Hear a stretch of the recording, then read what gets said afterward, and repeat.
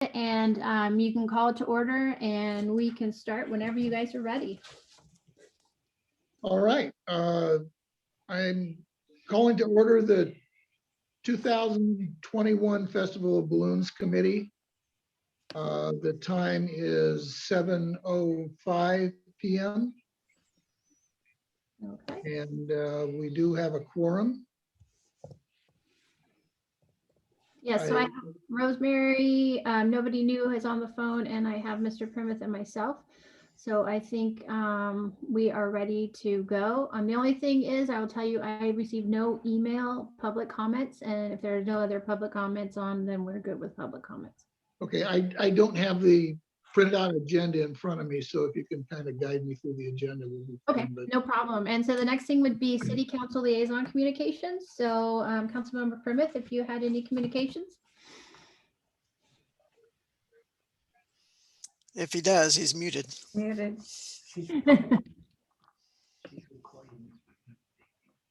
Sorry, I'm usually on my computer. I'm on my phone today. No, I have no reports. I'm just going to listen to what you have to tell me. Okay. The next would be is the commissioner. Any of the committee members have anything that they would like to bring forward that maybe that's not on the agenda?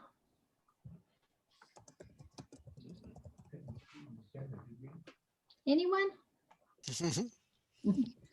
I know we have a big decision to talk about, a big event to talk about, and decisions to be made. So maybe we should move on to the next. The next would be my report. And I really don't have a report. My thing is asking that if we do have an April meeting, I will bring the March minutes, the March 2020 minutes, and we can do a whole financial report and I'll agendize it for approval. And then I don't know if you guys wanted to elect a chair and co-chair, or if we wanted to just kind of keep it, you know, Joe up there at the helm. So you guys can let me know about that. Well, but maybe I might need to make that 2-year term.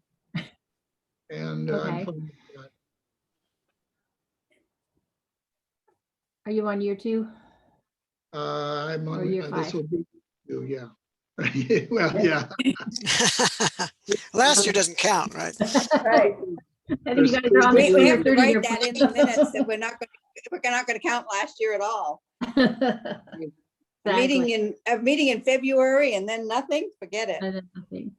Doesn't constitute for a year. And then the next item on, and what's the big item is discussion about the Festival of Balloons and Fireworks show, to give any information to our city council as to what this committee is looking at, either doing, not doing, moving forward with some or not some, or any kind of requests or recommendations that I can take to council. So I'm going to leave it to you, Joe. And then I think if we wanted to just do the financials too, we kind of can discuss that as well. See where you guys are at. Let me provide everybody with a little bit of background, and I'll let Michael jump in with the dollars and cents. In the 35 years that the Festival of Balloons has been operating, actually it's a little bit better than 35 years now. We have continually been able to be self-supportive with a few injections of some money here and there. Actually, over the most recent years, the fireworks show has primarily been our #1 revenue generator. And I'll let Michael explain a little bit of that, but basically without the fireworks show, we are underwater financially. The previous time that the fireworks show had to be forgone was the 1 year that the high school redid the athletic field, the track, replaced the grass with artificial turf and the track with artificial surface. That was a single year project. We voted as a committee to move ahead with the parade and the park, picnic in the park. And essentially, those two events pretty much put us insolvent. If it wasn't for a cash infusion by Shaw Moses Mendenhall and Associates that basically allowed us to have startup money and to be able to pay Pyro Spectacular their 50% deposit. If it had not been for that infusion of cash, which was repaid, we would not have been able to put on the following year's show. We were fortunate enough that because of a single year that passed, our following couple of years were actually quite good attendance-wise, and we made a pretty good amount of money. Although the amount of money that we made basically allowed us to continue the following year. In any typical year, we would only have a cushion of anywhere from $5,000 to $11,000 in our account, which would be a bare minimum to fund a lot of the early events, the fireworks show, the Garfield Park games and food, the food booths, decorations, and the seed money for the fireworks show and the ticket sellers. Ever since that year, we have basically been within a couple, $3,000 of being underwater. We learned very quickly that the only way that we could realistically put this on without an infusion of cash from whatever other source would be that the fireworks show would have to continue. We have had a couple, 3 years in past years where the city council has contributed as much as $6,000 from discretionary funds. This past year, we were fortunate enough to get a $5,000 donation from Safeco Insurance, which was Ted's primary insurance. And that leaves us where we are now at $11,325.75 in the bank. The hurdle that we are now facing, number one being substantial or significant or adequate cash in the bank without a fireworks show, because all indications are that federal, state, and local COVID guidelines are going to prohibit fireworks shows based on social distancing and issues of the like. Those hurdles also remain for the parade to some degree, but I'll go into that a little bit more. Right now, Michael, if you can, give us a brief thumbnail sketch of where we are financially and what your opinion is as to what our financial condition will be without a fireworks show. Sure. So as Joe Payne commented, we have approximately $11,300 in the account. This would normally put us in a tight position going into a typical year. As you know, the Pyro Spectacular normally wants half plus permit fees. And so that's typically, about $9,000. And so typically just to put the deposit down for Pyro Spectacular would take approximately $9,000, leaving us approximately $3,000 left. The rest of the costs, we've always been successful either with, because of long standing with a lot of the vendors we've used, they understand that usually we true up on July 4th or on July 5th once all the tickets have been deposited into the account. I'm estimating if we were to just do the park and the parade as we typically have done in the prior year, we would spend close to $4,000. So if we were to take the 11,000 that we have right now, subtract out the 4,000, that would leave us with $7,000 in the account, which would not be sufficient to even put down the down payment for pyro in 2022. Given the large dollar amount, you know, we have to be smart about how, if we spend this money today, how are we going to be able to fund the fireworks and the parade and everything for the next year. I did strip out a lot of the other expenses that we in our prior strategies, we talked about always upgrading like a percentage of the flags and things like that, so that we weren't being hit every year with a large cost. I stripped all that out, trying to find the bare minimum on what it would cost to do the parade and the park. As Joe said, you know, we do occasionally receive funds from the city council, and we do occasionally receive funds from other sources. But even that, we run such a tight budget, we would really need to sit down and plan this out very, very carefully and figure out where those funds would come for next year. If I may interject, in July 2017, we had $14,000 left over. 2018, we had 12,300 left over.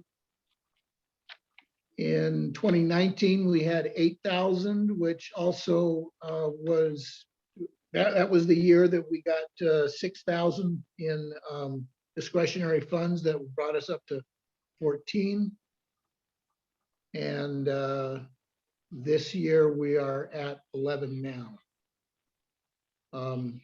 And again, if we were to have just the firework, or I'm sorry, the parade and the park, subtract 4,000 plus from that. Arguably, we could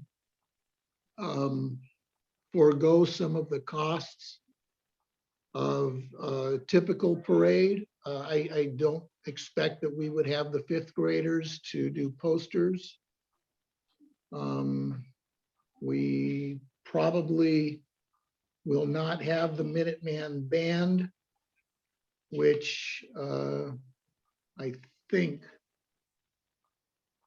looks like I think those are the $600, shirts, I think.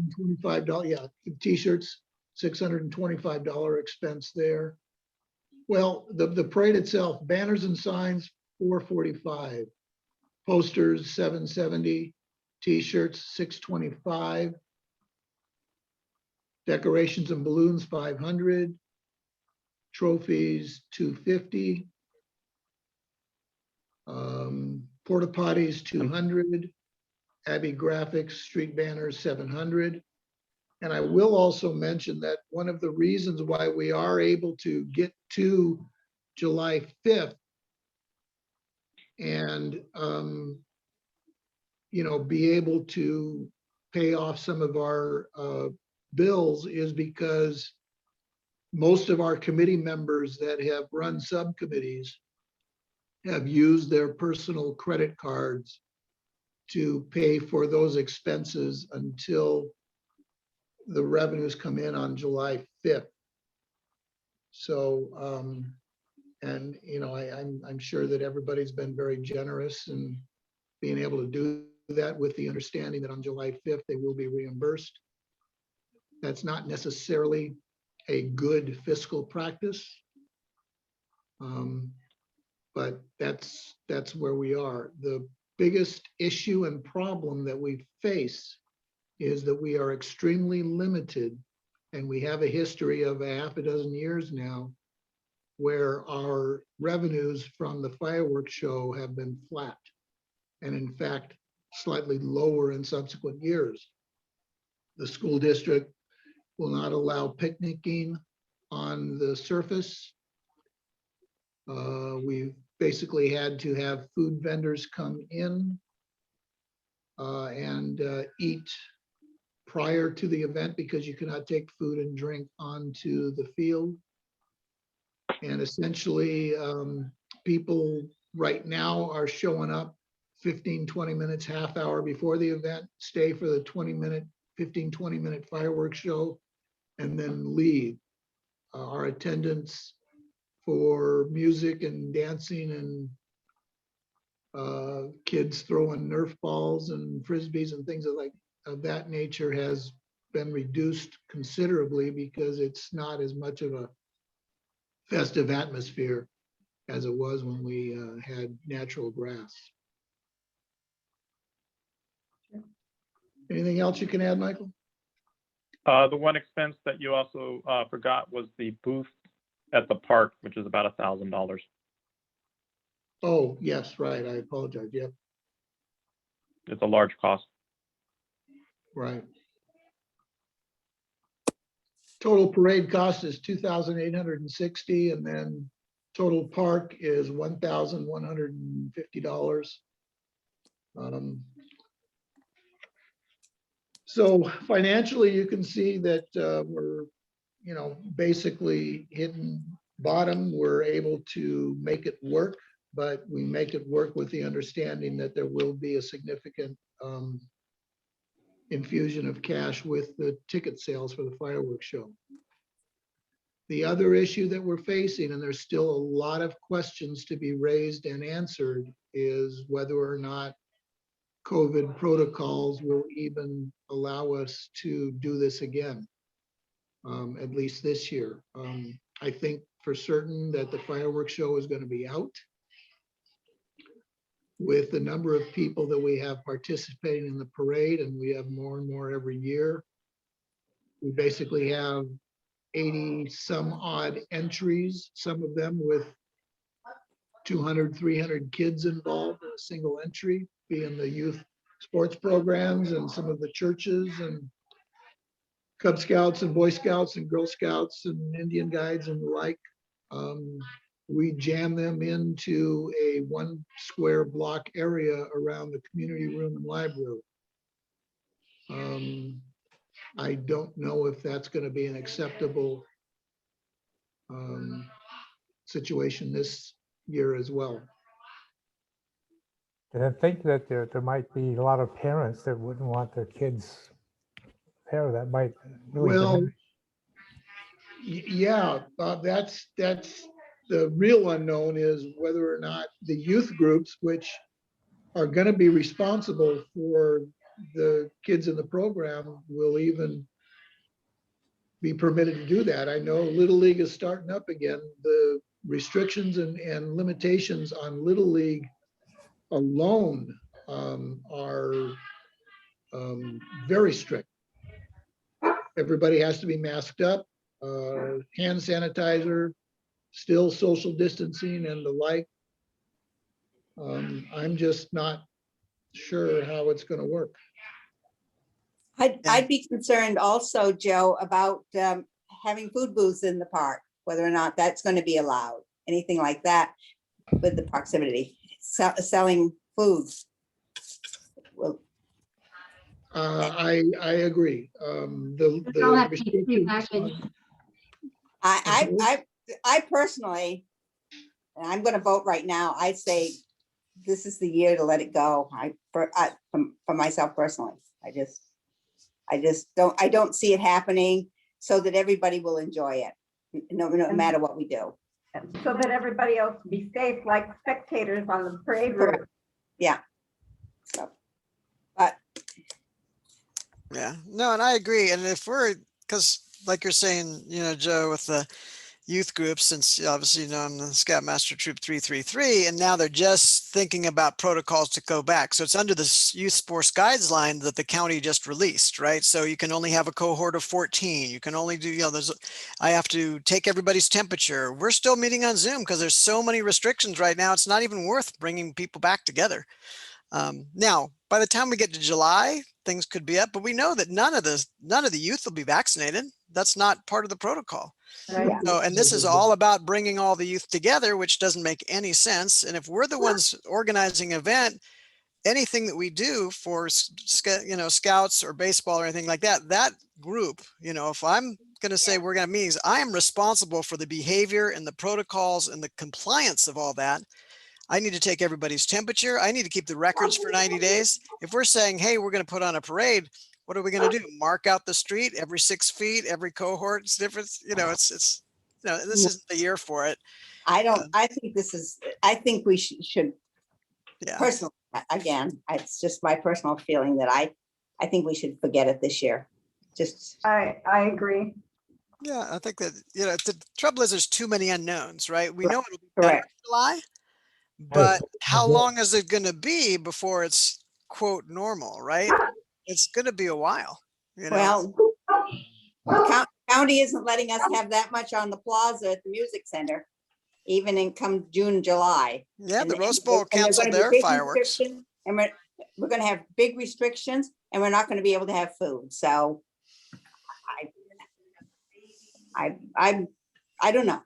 I think it's always better to err on the side of safety and, caution and the cost as well. Like we're talking about, we could expend this money and then 10% of the people show up because they're like, oh, I don't want to be there or not. So it's, as much as it's disappointing, it was disappointing last year to be disappointing this year. But, I think that no matter what we do, it won't be a super serviceable year anyway, because there's so many unknowns. And you could even come down to the time and then we'll realize, oh, the restrictions, there's some new strain, there's some new surge. You never know. And then it'll be like, oh, guess what? Even though we planned for it, now we still can't have it. So, Right, so, exactly. and I think it'd be better to have the money in the bank for next year, which more than likely, right, should be one where we could have a fireworks show, and probably we'll still have interesting protocols in place, but it should be a little bit, more back to normal. And while we do have the time, I mean, if we definitely need to generate other reliable sources of income Right, or to cut back expenses. I know that we've talked in the past about maybe having food trucks come in and pay a fee to do that. That would cut back the expense of the food booths, although the food booths are a great source of revenue for a lot of the youth groups and programs. But there are ways for us to save a little bit of money. But when I say a little bit, that we're talking a little bit. There are no significant revenue streams that we could rely on and, be able to say for sure that, we're going to be bigger and better the following year.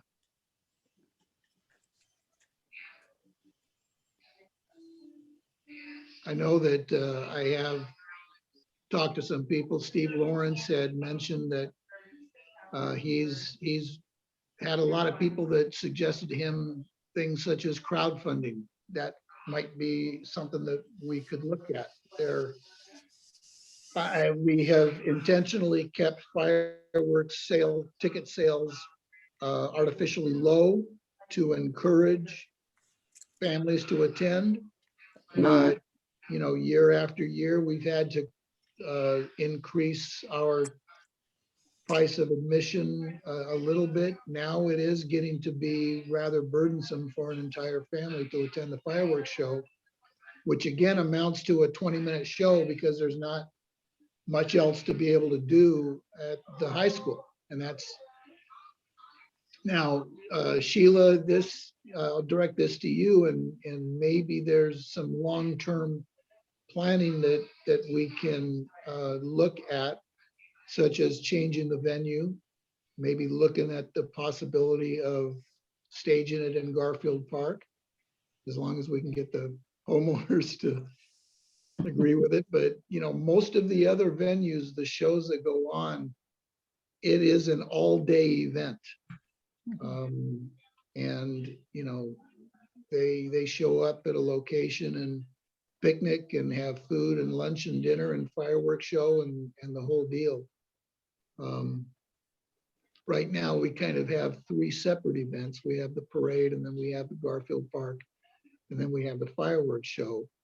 It would be nice to have something where people could plan on attending and make it an entire day event, and to do it to where there's always something for somebody to do or look at or see or participate in. Now, it could be something I could bring, as your recommendation to council, just something to look at. And the planning would be significant. That's not something, that's not an easy fix. Right.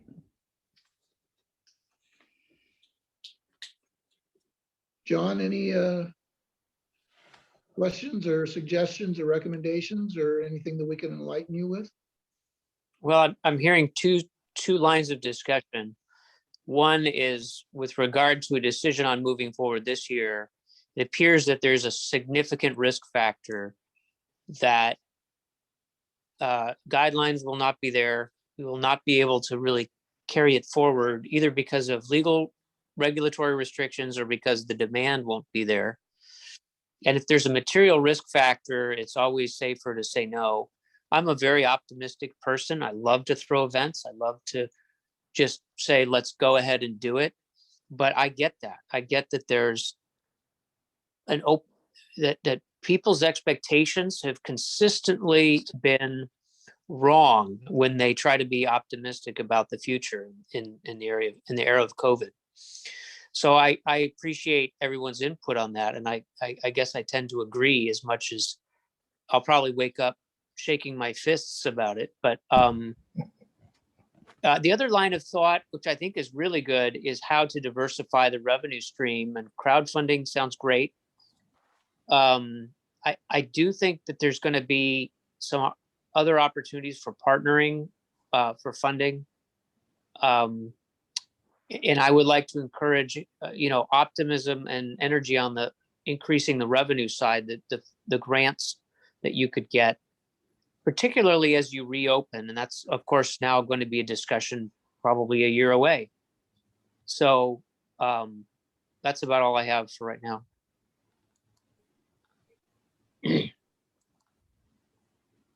Michael, anything else you can add on?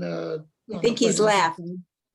I think Michael left. Yeah, Michael had to Okay. drop. Yeah, he did text me and said that, he says, no go as well for this year. I think it's a smart idea. I think we also need to sort of be prepared for a rogue element. This may be more city council and staff. And not that I've heard of anything, but you've got a split of opinion. When the school board took surveys on people sending their kids to school, it was 25% on one extreme and 25% on the other extreme. So I think you're going to have that split, and we need to find a way to have a productive conversation so you don't have, people breaking in said, we're going to have a parade no matter what. We're going to do this. We're going to do that. Asking the city council to, fund these very limited social distance events because the Festival of Balloons didn't want to do it. I'm just throwing that out, not because I've heard of anything. I'm just trying to think ahead as the dynamic, volunteer, optimistic community tries to wrap its head around no 4th of July, what might be the alternatives that people come up with. And I want to make sure that the Festival of Balloons has a place at the table and priority, certainly, in any alternative event that would come up. So I'd like to encourage you to think about that, because I don't want to have to be put in a position where we're looking at the dudes or something, some group that's sort of gonzo out there that wants to do something. Alludes to it. Anyway, I agree. And the conversation we shouldn't be doing it. I agree. But I'm just thinking out loud of how it's going to play out between now and June if optimism continues to rise. Well, some of the guidelines in place, like for me to have a concert in the park, I have to do a pre-registration of 100 people only. So how do you keep people off a park from a concert in the park and make them register? So it's not feasible for me to put the money towards having a concert in the park and then limiting who can come on the park to, listen to it. So if you have to do that for the concert in the park, wouldn't we have to do that for the anything that we did in the park, like eating in the park or anything else, stopping the parade? Can you imagine all those people that stop there and just get right onto the parade? I mean, get onto Garfield Park. I don't see it happening. Right. And right now there's no guidelines for in-person parades yet. There's still vehicle parades. So I'm waiting for, guidelines to continue to be updated as, the county moves through the different tiers. When you look at the different tiers, it really doesn't call out like in-person parades yet or, large gatherings. Even when I think they talked about, malls are only at a 50% capacity and with all these limitations. So it's kind of hard to watch and see, what kind of looks like a parade that I might be able to play off of it. But it doesn't, it doesn't really have anything, in regards to, in-person parades or anything. Even when we get to the yellow tier, I don't have anything. Movie theaters will still be at 50, but that's an indoor. So my question is, do you want to take a vote and make the announcement after tonight, or do you want to wait until another meeting or a month? I received a text from Diana Mahmood who said she has been pressing the county, encouraging them to give early guidance on 4th of July celebration would look like. So you might want to wait until that county guidance comes out. Hopefully they're responsive to the people. And then sort of with that, the benefit of what the county is providing, then kind of come up with whatever the plan you guys want to do.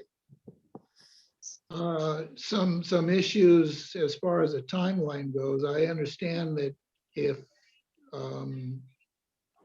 the infection rates in Los Angeles County continue to fall like they are now, they're basically looking at the yellow tier maybe in the middle of April.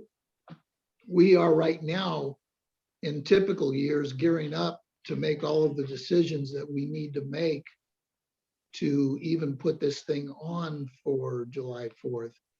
If we are delayed by a number of weeks, even right now, I don't know that we would have enough time to be able to put on an event that isn't going to look like a skeleton of what we would normally do. And in addition, not cost us any money because we're not in a position to spend money that we are not going to be able to recoup.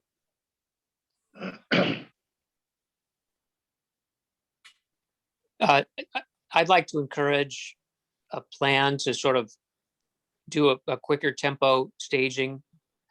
And I don't know if that's possible. I have no experience coming into this, so I just say that with great trepidation. But I do think you might find things could fall into place for some kind of alternative event. But that's just, so I'm just laying out the options. One would be to say, you know what, even whatever foreseeable scenario we think it's not going to happen, we need to at least announce that or, vote on that tonight so that no one gets expectations. If you feel you need to make that announcement. Or you can say, we're going to hold that and we are in a month. And we have the ability to sort of quicken our pace to put something on. So anyway, those are two thoughts I have, and I'm just trying to throw out items for discussion.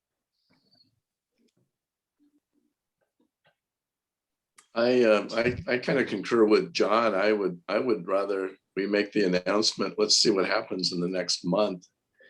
See if, back in 1982, Ted Shaw put the parade together in 3 weeks, he claims.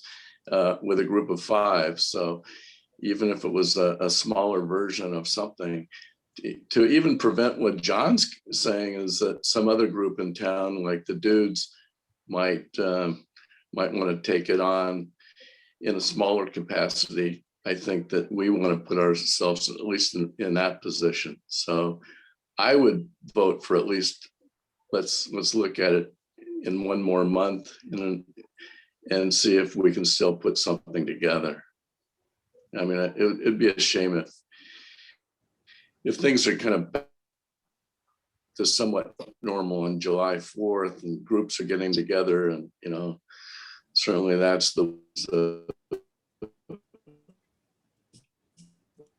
of our president that it would be a word, but it would be nice if we could maybe see if we could still forth with even 2 months remaining. So I would concur with John that maybe we could come back in another month and see where we are on a local level, county level, national level with the virus. So that would be my vote.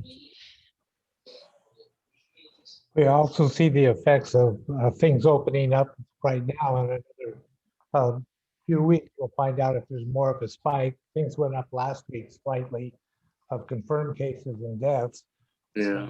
And so what's going to happen after spring break when a lot of people got together, and what's going to happen maybe that we get shot up into the next year. We won't know that for a couple of weeks during this time. When are they going to continue to go up with things opening up, or will the trend start going down again? At least we'll have a little history on what the virus is doing. Joe, do we even have a quorum anyway? I think Sheila said that we do have a quorum. Okay. Yeah. The other thing, Joe, the last time we met, I think it was February of 2020 or maybe March. We had that large group. Remember? Yeah. And I'm sure Sheila gathered all those emails. I do. I have all the I thought, emails. and there was that crowd at the city council chambers that night. It was good to see, because all of us have been on board for, I think this is probably my 20th year with the committee. We've all been around for a long time. It was just nice to see that infusion of volunteerism and all these people that really wanted to see the Festival of Balloons become just an enormous success. And it was great. And we lost all that momentum because we had to stop meeting in April a year ago. So, even if we decided to hold off for a month to make a decision and invite maybe all those people back and say, hey, listen, things are looking better. Are you willing to help put it together and put something on the streets and in the park? And certainly probably not the fireworks show itself, but would you be willing to step up? And of course, I think some of the dudes were part of that. I think we could, in a quick second, we could create some real excitement in town to maybe pull it off, and we'd have 2 months to do it. So again, I'm optimistic. I'm kind of like John. I would just hate to see, something else besides the Festival of Balloons with a group that said, in the last 2 or 3 weeks that we're still going to put something together. So, maybe we just we don't have the big event that we're all used to, but at least we, based on the circumstances, we put on something that's a good show for the community. How do you do that and stay COVID safe with like the spectators and And from a newspaper standpoint, I certainly could get the word out through the South Pasadena Review and the South Pasadena, and that would be my job to create the enthusiasm in the press. So, and I'd be more than willing to help out in that area. So I think we'd get the crowd, based on even, you know, if we were promoting it, you know, a month out, that's plenty of time to let people know. So, because now I see myself writing a story that the event's canceled, and that really disappoints me. But I understand the circumstance as well. So.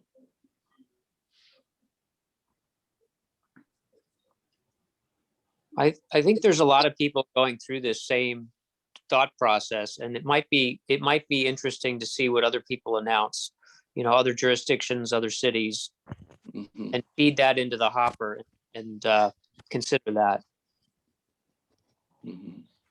Just one more month, but yeah. Our next meeting would be, looks like April 28th. And we can come back on that night. And I could kind of do, you know, we can just kind of do a surrounding search of all the cities, see what they're doing. Some people have already said they'll do virtual, but we can kind of just give you an outcome of kind of the San Gabriel Valley of who's doing what. Oh no, look at Orange County. They're going to be radical. Oh, no, they're far off. No, we're not comparing ourselves with Orange County. Kidding. I will, but I can do that and then get that out to you before the meeting, just so you have that information to kind of put in your head about, you know, maybe we can get this, maybe we can do that. I'll see what other ideas maybe people come up with. You know, maybe someone's got some good idea out there that, you know, it's not going to take a lot, but. Yeah, I think realistically, if we put on an event, it'll actually take much more work this year than any year we've ever done the parade. Oh, yes. Right? If I look at it, when you think about the youth, none will be vaccinated. So how will it be possible not to still have the 6-foot guideline, masking, wash your hands in place for who knows how long, right? So, and this is all youth centric. So if we do an event, we will have to have corrals, we will have to have markings, we will have to be very extreme in our protocols. We will have to check everyone in. Now, maybe things will loosen up, but for, you know, us adults that are able to get vaccinations and things like that, most of that, even if you look at OSHA and things like that, you're not even allowed to separate people by vaccinated or not vaccinated. Right? You're not allowed to essentially discriminate in that way, even though obviously the behavior of somebody that's vaccinated is different. But that's something that's already on the books to say, hey, you can't even differentiate to say, hey, if you're vaccinated, you can come to the party kind of thing. So well, as you know, I'm a very optimistic person as well, but I think, you know, realistically, we can push it off for another month. I'm not sure if we'll know much more about what's happening in July, in April than we know now, but we could see the trends. And if things are opening up, there will be, you know, groups and organizations that decide to do things. So, you know, we certainly can wait, but I think like for my part, I just was, you know, thinking about this meeting and thinking about, okay, great. You gather everybody for the opening ceremonies. Well, do you even really do that? Because it's not realistic to do. I would not have to be able to have games in the park because it's all youth that get within 6 feet of each other, and to mark it out and to make it so that it was practical to have young people interacting with those games. It's not really practical to do it. It'll take the fun out of it in many ways. So again, what's the harm in waiting another month to make that decision? Oh, I don't think there's any harm, because really those of us, like Bill said, we've been doing this for so long. Technically, I could do what I need to do if this Saturday, right? So I don't need a lot of prep time. I could call Tom Teasley tomorrow. It's no big deal. So it could be done pretty quickly. So if we want to wait, yeah, if we want to see what the trend looks like and see what's going to happen, and then have a discussion about what protocols we'd have to have in place to make it a safe event that people would want to participate in. Certainly there's no harm in that. What a month delay would be right now is that my notices to all of the previous year's parade participants would be going out now, because it's going to take them that long to decide what they're going to do and how they're going to do it. A lot of these events or these groups put a lot of thought into what they do. You know, frankly, we're to the point where, like I says, we're gearing up and getting ready so that, you know, the 4th does turn out to be a successful event. Not to say that we can do something scaled down. That is certainly possible if the stars align, but I mean, we're getting to a point where we need to decide quickly. Is there harm in reaching out to those people that normally participate to get a show of interest to say, if protocols and things permit, would your group be interested in participating? And kind of see, hey, if something, I mean, it's a tricky thing, right? Because then you're trying to, are you setting some expectation that, oh, if I say yes, I'd participate, we're going to have a parade, but it could be worded such, because you may come back and find out, you know what, there's only 10% of people that are even going to want to participate, right? A lot of people haven't really thought about it. That's way back in, way out in July. Life's going to be different then. We're the only ones meeting today on the 4th of July. Everybody else thinks it's like forever from now. So just something to think about to see, if you're normally reaching out to parade, participants now, it would be interesting to see, would they even be interested in participating if we did do some type of safe event that's scaled down? That's a good point. Is that something feasible, Joe, that you could do? I can send out an email to gauge interest. It certainly wouldn't hurt. Yeah, that's easy enough. I can have hopefully information back to look at by this time next month. So do you guys want to table this and bring this back in April 28th? Does that sound like a plan? Sounds good. Sounds like a plan. Sounds like a plan. Yeah, I agree. Sounds like a great plan. Doesn't Okay. necessarily hurt, right? So we'll be that much closer to figuring out what may happen in the future. And we'll Yeah, be we're- able to well, see but- also with the schools opening, with even if it's hybrid, schools will be opening and kids will be back on campus. You'll be able to see if there's a flow of kids that are getting the virus or not and things. I mean, it's happened in Orange County where, 7, 8 kids on campus have it and, it's still not 10% to close the school. So, and they're full open, regular school is happening. So I think it'll be a good guideline to see how the schools are doing by that date too. Do we know, does South Pass have their plan for summer school? If it's going to be in person, or have they even thought that far ahead? I have not. I know seen- they've picked the dates, right? So I know that they have the dates, but I'm not sure if they have the delivery method. SPEF is advertising for summer school, but I think it's a hybrid. Yeah. John, do you know if SPEF canceled Party Gras in May? June? I heard, yes. It's planned for October. Oh, I October. don't know if it's for October. Okay. So- I guess we couldn't postpone July 4th till. We'll have July 4th on the weekend before Thanksgiving. Wait. Let's do October 4th. Let's try Wait. that one. Wait a minute. It might be possible. It'd be a novelty. It could Get be a president novelty. Do a time shift. Remember when they moved? Well, no one remembers, but remember when they moved the clock like 6 months because of the creeping Gregorian calendar? So we might be able to do that. Yeah. We'll do Christmas in July and 4th of July in December. There we go.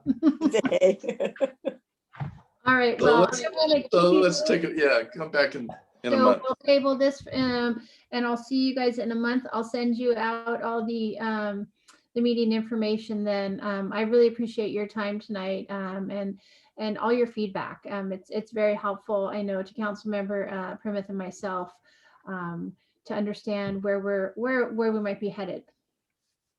John, let me throw this in if you don't mind real quickly. If you could gauge from some of your fellow council members whether or not they would be able to come up with some discretionary funds. If we are able to put something on that's stripped down and leaves us basically in the same financial condition we are today, then, if something smaller does work and we can pull it off, then that would certainly take the dollar headache out of the equation. I'll do my best. They've always been very good about that, and we've appreciated the support that the city staff and city council have given us year after year after year, and without the partnership that we have with the city, it wouldn't happen. So we appreciate that very much. Yeah, I see that easy. So Good. Yeah, Sounds like we're tabled till next month. We're Sounds tabled. good. Thank you. Thank you, John, for being here tonight. We all appreciate your attendance. Yes. Thank you. Thank you. Thank you. it's great to see you. Joe. Seems like that's And it. same, and same to you, Sheila. We appreciate it. Mhm. 7:55 and the meeting is adjourned. Okay. Thank you. We'll see you Good next seeing month. everybody. Stay Bye, well. everybody. Bye. Bye-bye. Bye.